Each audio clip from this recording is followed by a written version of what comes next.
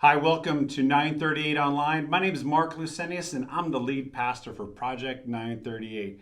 I'm glad that we could be together today because, man, it has been a tough week, another tough week. And I want to just invite you right now to give yourself some compassion.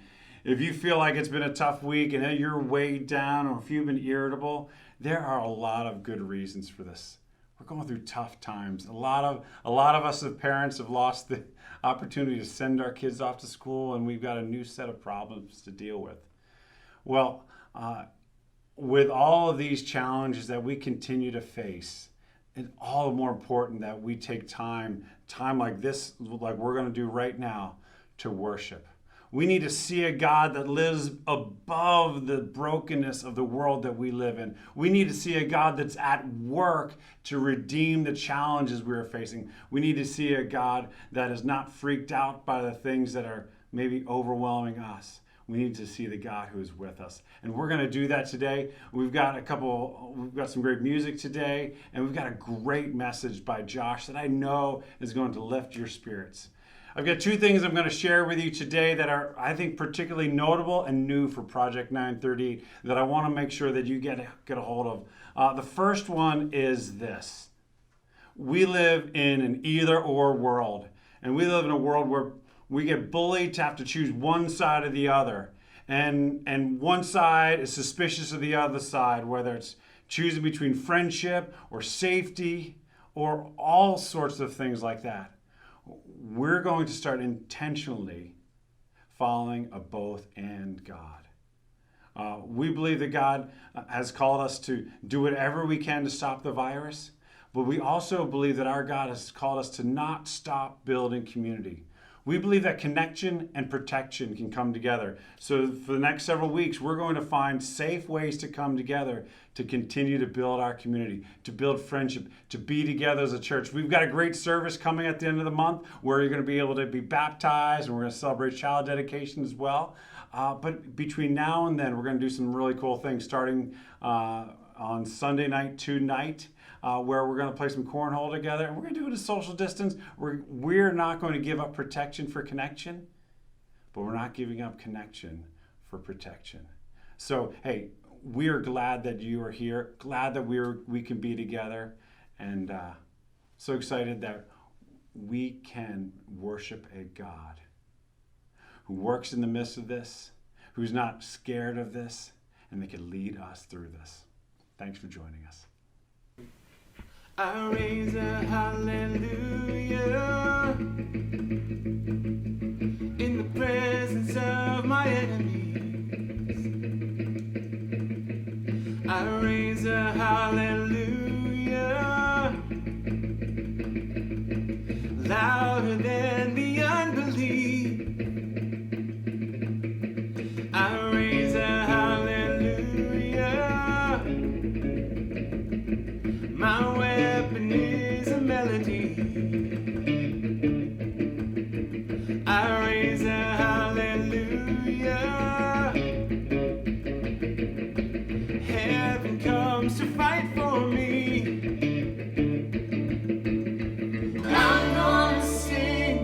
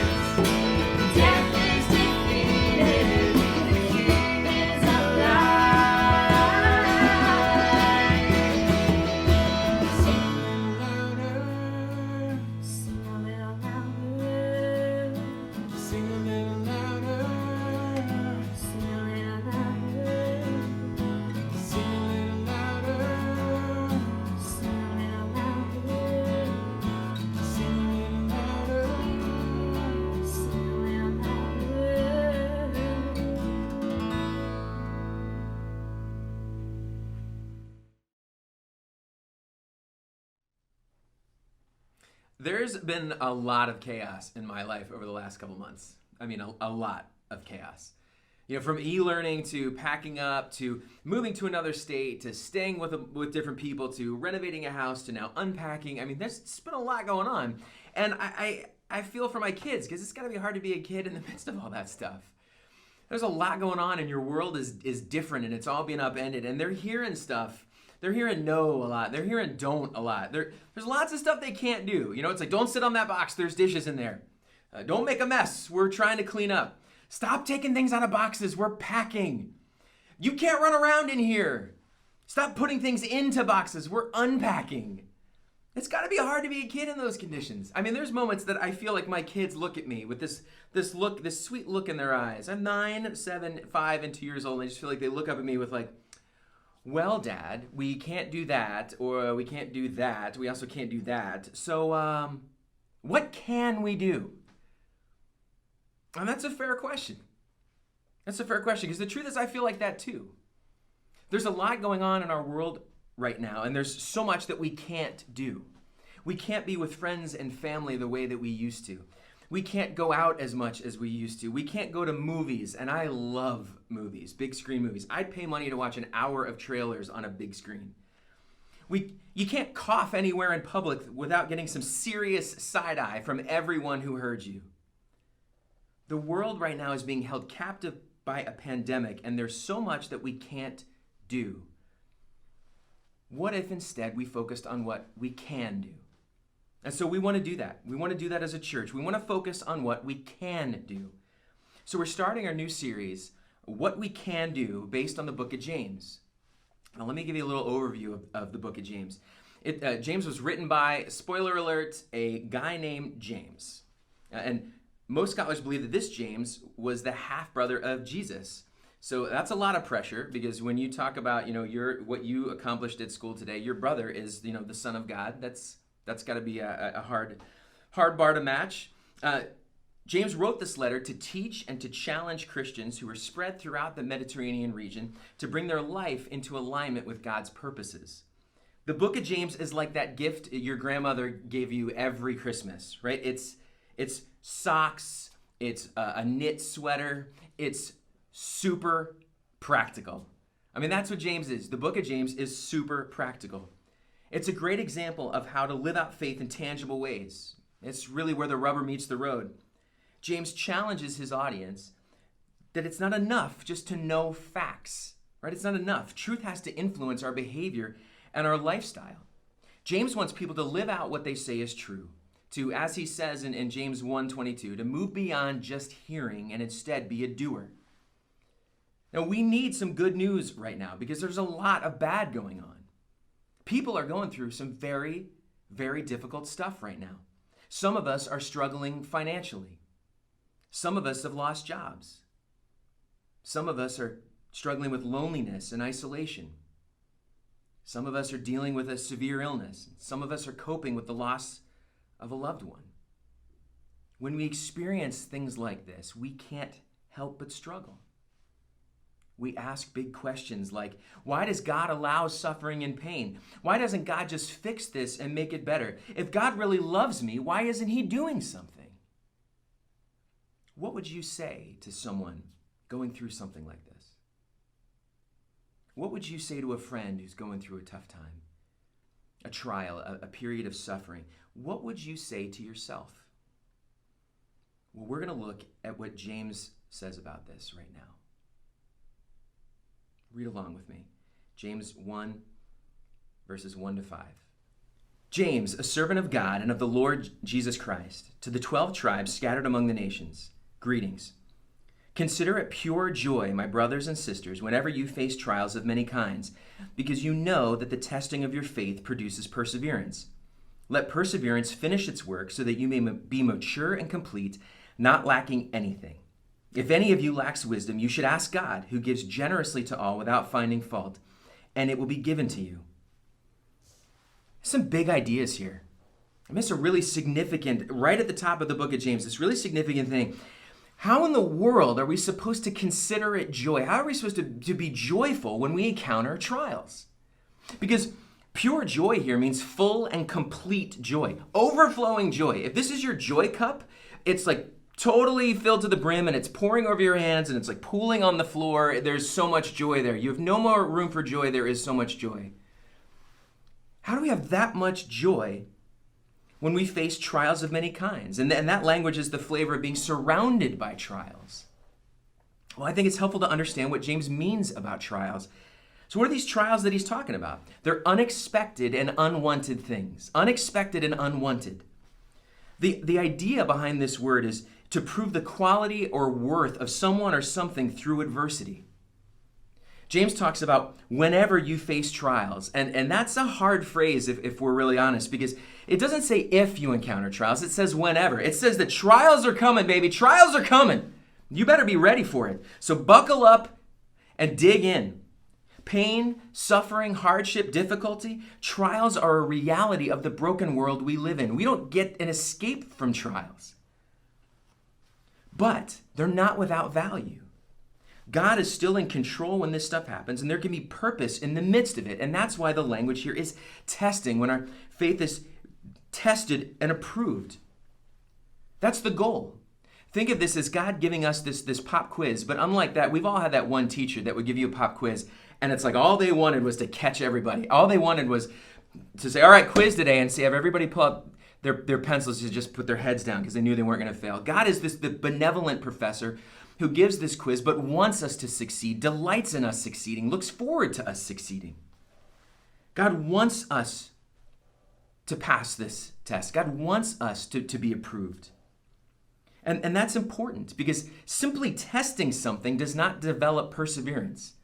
The mere act of testing something really doesn't have any sort of end goal beyond gathering information. Testing may very well destroy the object being tested. Think about a crash test with a car that's designed to destroy the car because they want to learn things, but that car is not passing any test. It's destroying the test. The only way to pass that test is to endure and move through to the other side. Enduring testing and coming out the other side of it, that shows that our faith has been put to the test and approved.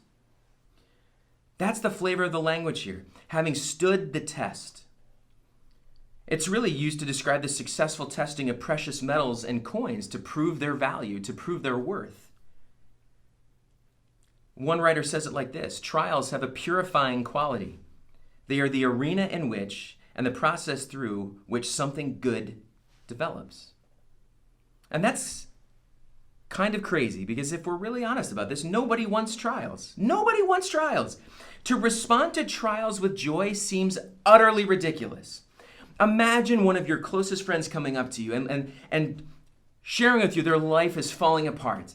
They just got in a car accident and their car is totaled and they got laid off from their job and their parent is just diagnosed with a serious illness and their world is crashing down. Imagine that's the situation. Is there any scenario in which you would respond to your friend by saying, "That is incredible news! I can't believe all that stuff is happening. I am so jealous of you right now. Honestly, I wish that was happening to me. How do I get some of that?" We would never respond like that. We don't want those things to happen to us. Trials are unwanted and unexpected things. And facing trials like James is talking about here isn't the same as saying, "I like a challenge." I mean, it's fine to like a challenge. There are people who like a challenge. But if you do a Spartan race or a Tough Mudder, you're doing it because you want to at some level. I haven't read many stories about someone running a marathon against their will, forcibly being made to run a marathon. This isn't just like saying, "I like a challenge." Because remember, the trials James is talking about here is stuff that's unexpected and unwanted. And we all have those things that are too big for us to handle. We all have our own kryptonite. Those things that cut us to our core. Those things that are too big for us that we feel overwhelmed by. Maybe others don't, but we do. We all have our kryptonite. What James is saying here, and this is important, is he's not saying rejoice in the midst of suffering. He is saying rejoice in the midst of suffering. He's not saying rejoice in suffering. He's not saying enjoy suffering. He's saying find joy in the midst of it. If you can follow with me, because I messed that up a couple times. And that matters. That language matters. James isn't saying you should be a giant masochist, seeking out suffering so you can prove yourself. That's not what he's saying. He's saying these things are real and present in our lives. So what do we do?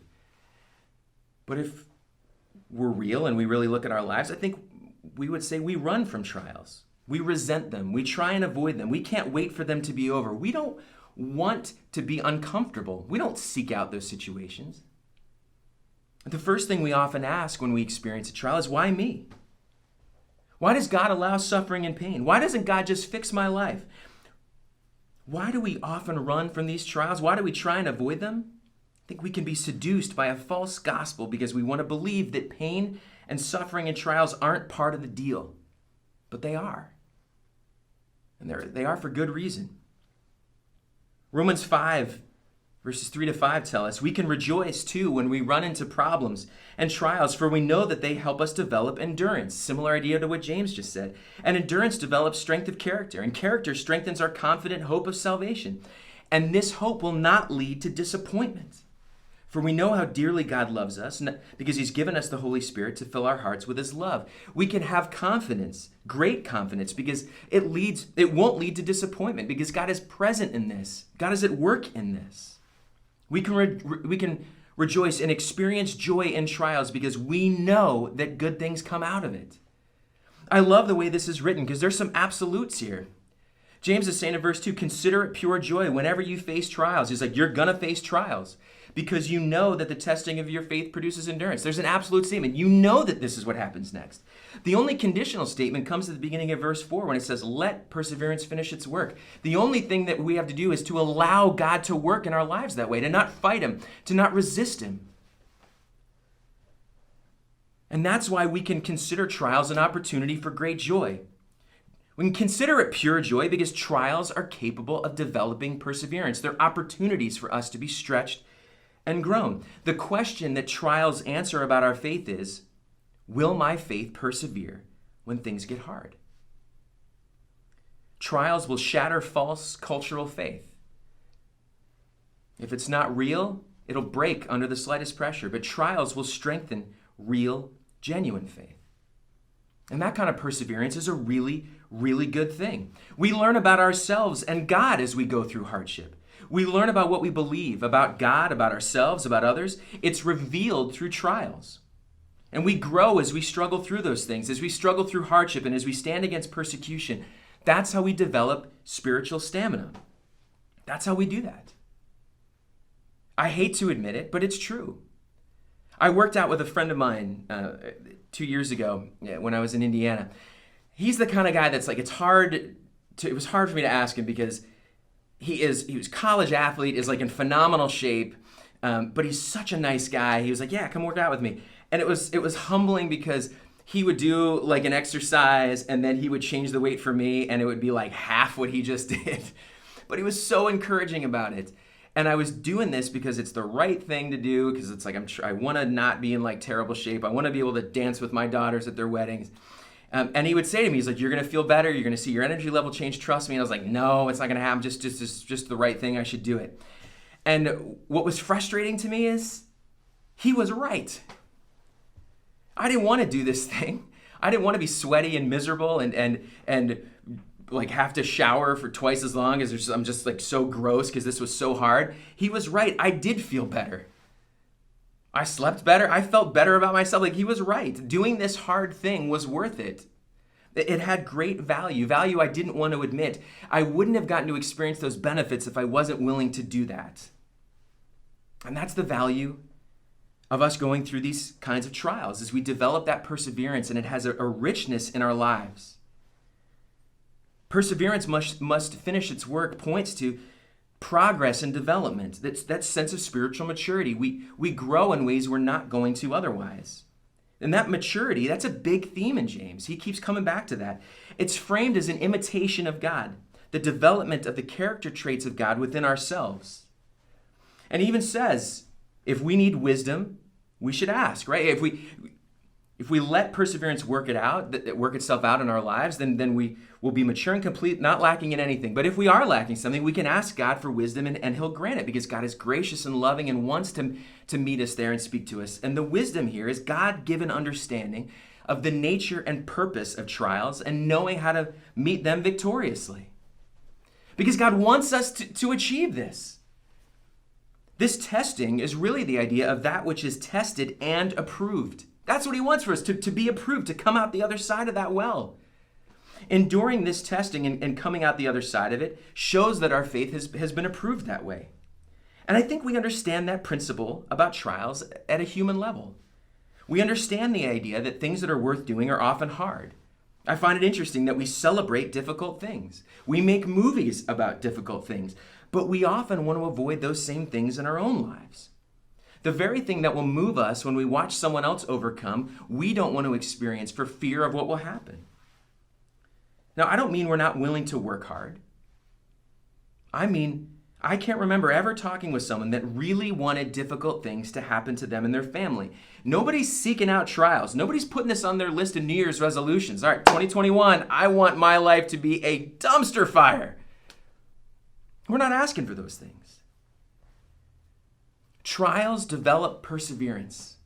It's worth going through because it develops perseverance, and perseverance leads to maturity. And the value of maturity is that maturity unlocks joy. It unlocks joy. Trials are unexpected and unwanted, so what can we do in the midst of it? We can choose joy. That's what James is calling us to here.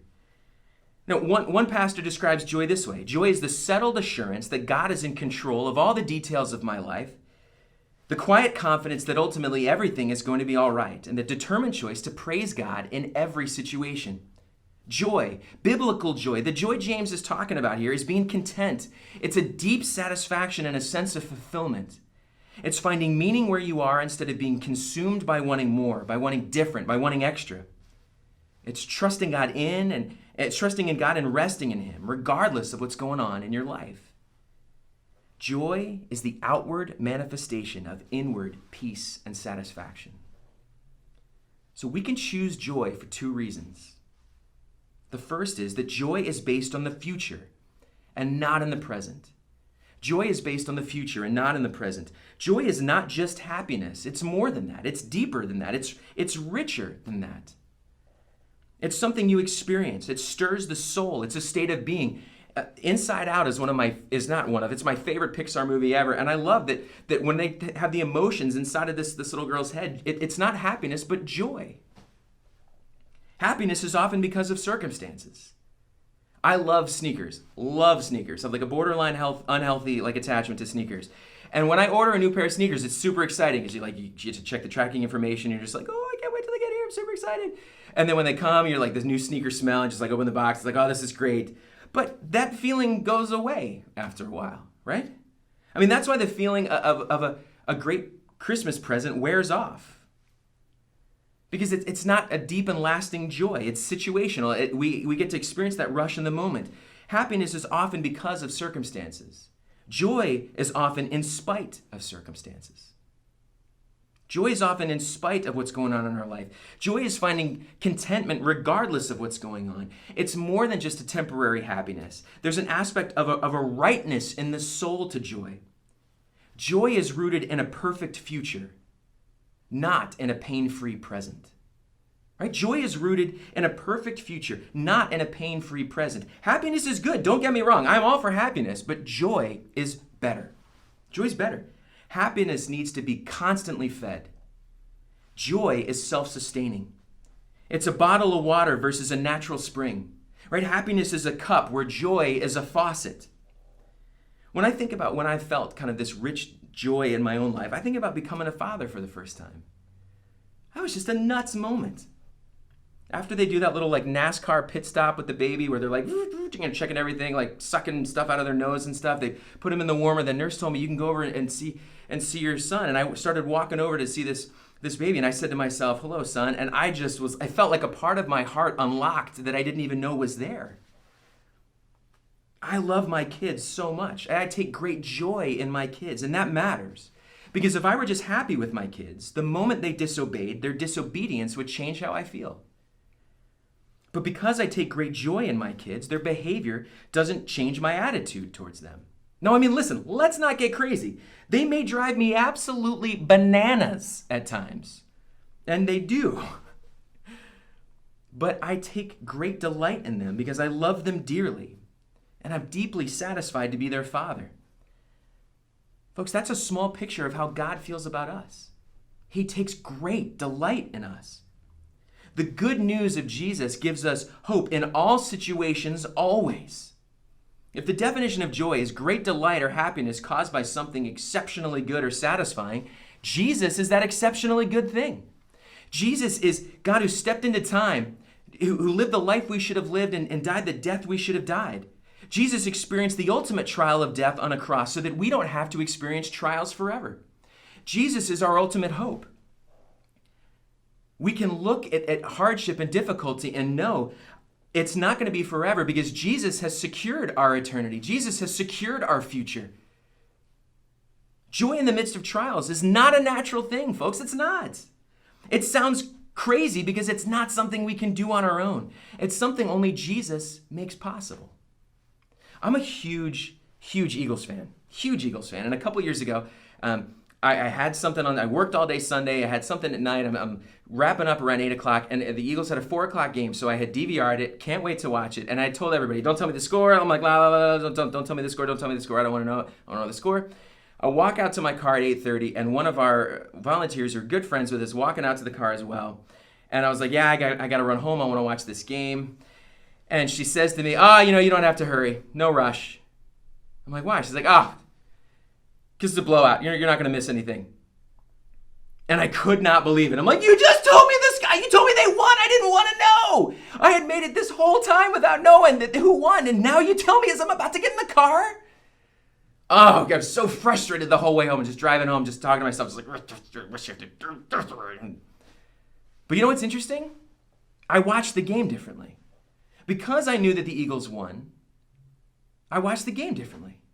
In the first quarter, when an interception is thrown and the other team runs it back for a touchdown, I'm like, that's okay. Hey, I know the Eagles win in the end.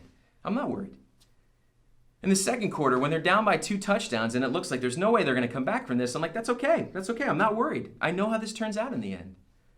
In the third quarter, when it looks like they're never going to get momentum, their offense is stalled, it's like, that's okay. I'm not worried. I know how this turns out in the end. And that's the same hope that we have. That's why we can have joy. Because we know when we trust in Jesus, when we have a relationship with him, we know how it turns out in the end. That Jesus has ultimately conquered sin and death and has given us the opportunity to be raised to new life with him. He's given us an opportunity to be redeemed out of our brokenness, to be redeemed out of our fear and out of our guilt and out of the baggage that we carry with us. He's given us an opportunity for new life that we could never find on our own. And we can face trials differently because we can say, I know the end result. Jesus wins in the end. I'm not worried about this trial I'm going through. I'm not worried about this pain I'm experiencing right now because I know it's not forever. Jesus wins in the end. Trials are unexpected and unwanted, but they happen. So what can we do? Because of Jesus, we can choose joy. Second reason we can choose joy is that joy is a choice. It's not a feeling. Joy is a characteristic of the life of a follower of Jesus. It's true because we get to experience the hope that he's won on our behalf. So why don't we choose joy often?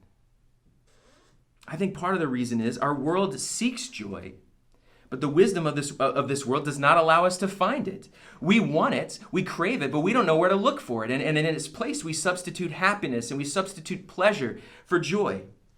We long to experience joy, but we settle for a lesser imitation all the time. We don't choose joy because it's harder, because it requires leaning on something outside of ourselves, because we're short-sighted, because we've lost hope. We don't choose joy because we don't like trials. We run from them. And the reason we do that is we have a misunderstanding and really an unhealthy view of trials and of pain.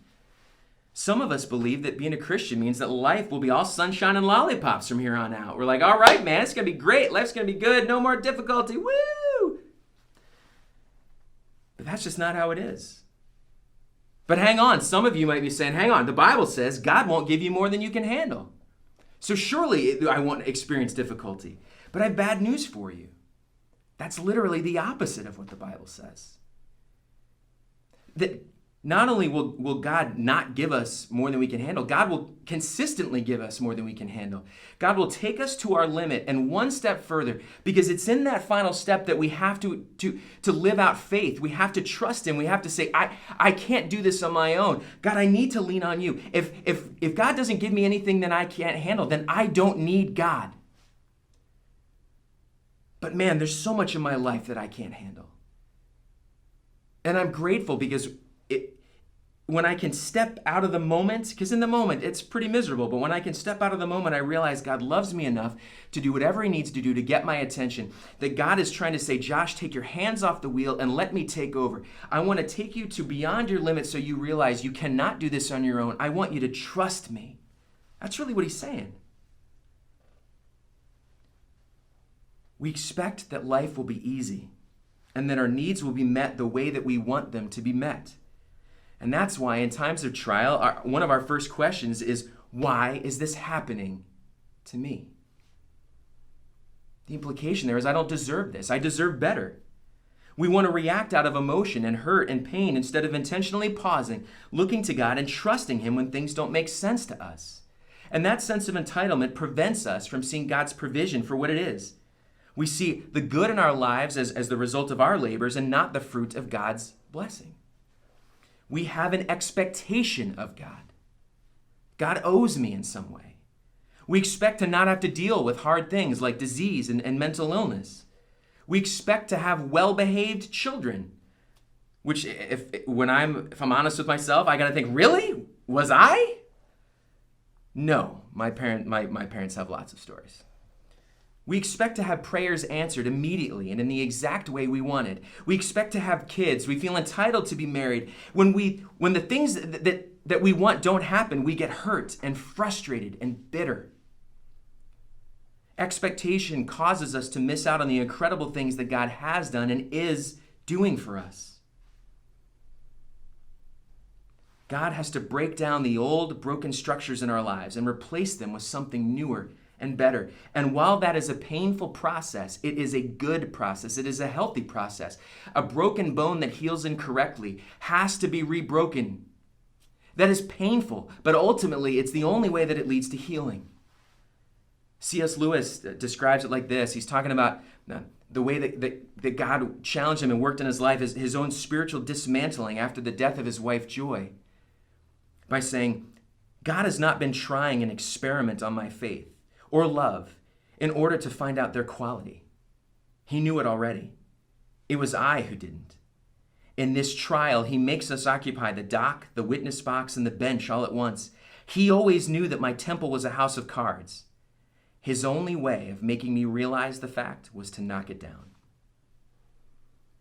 That's what trials are for us, is God knocking down a house of cards that we built, not to hurt us or punish us, but instead to draw us back to Him, to show us how much we truly need Him. We can choose joy in the midst of those things because we know that God has a purpose in the midst of our struggle. James doesn't even have the market cornered on this idea. It's all throughout the Bible. Romans 8:28 says, and we know that God causes everything to work together for the good of those who love God and are called according to His purpose. Or 2 Corinthians 12:9 says, my grace is all you need. My power works best in weakness. We can know there's purpose because what God is doing is saying, I'm drawing you back to me. Let me work in the midst of this. So folks, when our trials seem like misery, when we feel trapped in a painful cycle and we can't see anything good, we need to ask ourselves, what are we missing? Why isn't the joy of the gospel triumphing over our suffering? What's God trying to teach me in the middle of this? What's He trying to teach me in the middle of this? Ease and comfort dilute joy. We have a hard time distinguishing joy when everything is gravy in our lives. That sadness makes joy richer. And God is allowing that to happen so that our focus would be taken off of ourselves and put onto Him. Trials are unexpected and unwanted, but they happen, and they're going to keep happening. So what can we do? We can choose joy. Because joy believes it's worth remembering the ways that God has shown up in our lives in the past. Joy believes that there's always hope. Joy believes there's good even in the worst moments of our lives. Joy believes there is a light at the end of the tunnel, even if that light won't be experienced in this life. Joy believes God's love is bigger and richer and deeper and more meaningful than anything we could ever experience anywhere else in life. And it's definitely bigger than the obstacles that we may be facing. I love watching what my kids do when they don't know that I'm watching.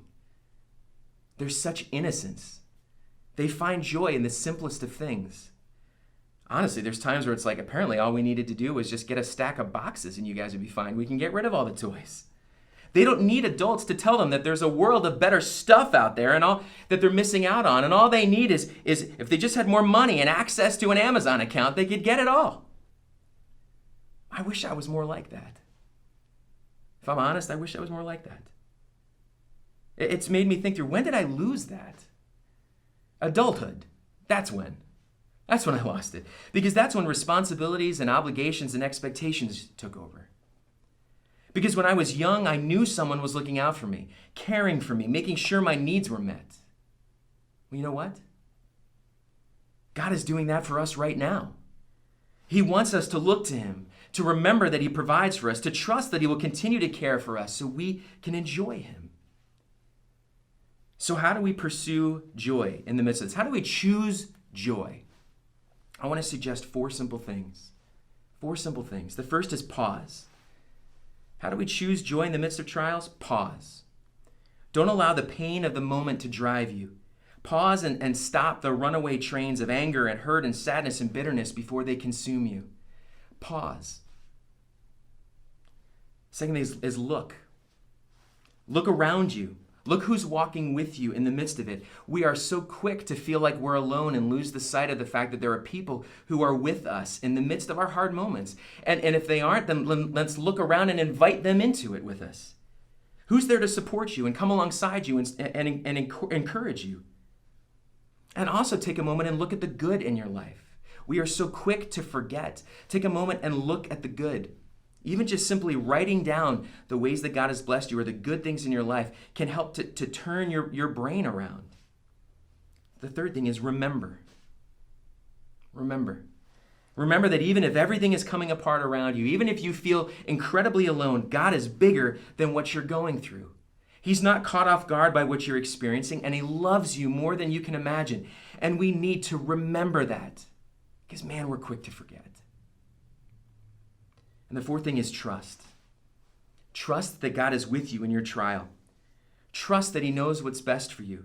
Trust that He loves you and that He doesn't want to see you destroyed. I want you to hear me say that again. Trust that God does not want to see you destroyed. Allow that trust to serve as your fuel for taking one small step towards joy, one small step towards being content with where God has you, one small step towards intentionally believing in God's goodness, especially when you don't feel like it. This one writer says, the rewards for those who persevere far exceed the pain that must precede the victory. The rewards for those who persevere far exceed the pain that must precede the victory. Man, I got to remember that. That we have different goals for life. Our goal is happiness and comfort, but God's goal for us is joy and maturity. Maturity lets us face trials with a new confidence and a new boldness because we can make it through. We can understand that through Jesus, the trial has an end. It can be endured. We can make it through, and there's something to be learned in the midst of it. It's not this pointless pain. And even at the very least, the fact that we were able to survive something we didn't think we would when we'd be able to when it first happened, that is encouragement in and of itself. And because of that new perspective, joy isn't something that you experience once you're out of trial. It's something that you can experience it in the midst of it as well. Joy is rooted in a perfect future. A perfect future Jesus has won for us, not a pain-free present. Because that may never happen. Trials are unexpected and unwanted, but they happen. We are all going through trials right now. So what can we do? We can choose joy. Won't you bow your heads with me and let's pray. Father God, we thank you that that's true. That we can choose joy even in the midst of the hardest moments of our lives because we can have confidence that you are at work in it. That there is purpose and a plan that even when we don't understand it, that's at work because you're at work. Father, help us to see the bigger picture. That you allow us to experience these things, to release, so that we release our grip on the things we hold on to and instead hold on to you. Would they give us opportunity to develop perseverance that would lead to maturity? Because maturity unlocks joy. Father, help us to pursue joy instead of happiness. Help us to understand what that sort of contentment means. Because that changes everything. And Father, we thank you for the words of Romans 15:13. I pray that God, the source of hope, will fill you completely with joy and peace because you trust in him. Then you will overflow with confident hope through the power of the Holy Spirit. Father, allow us to overflow with confident hope this week. We pray this in your Son's precious name. Amen.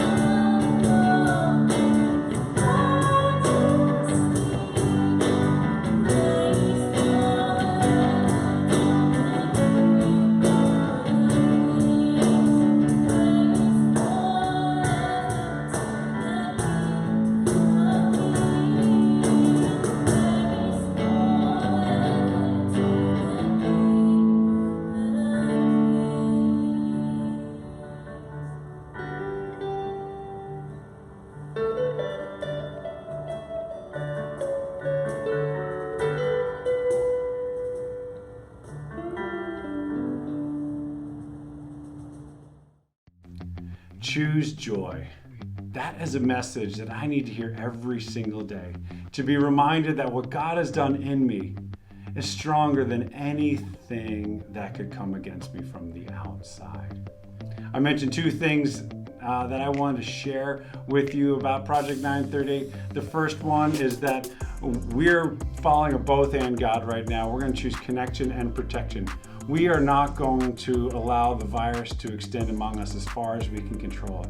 But we're not going to stop building community. So we have a slate of things that we're hoping you can be a part of this month and hope you can join us.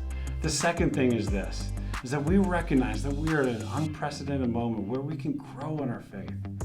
And so we want to encourage you to be looking out for opportunities for you and your kids to take steps in their faith, to grow in their leadership, and to be prepared for what God has for us next. Consider it this way, we're like a launch team again. Hope we can see you tonight at Cornhole. Next week, we're going to be doing social distance kickball. We can do this. Many of you have been giving, and we've been so inspired by not just people's faithfulness, but the ways some have increased their giving and the many new people who have begun to give.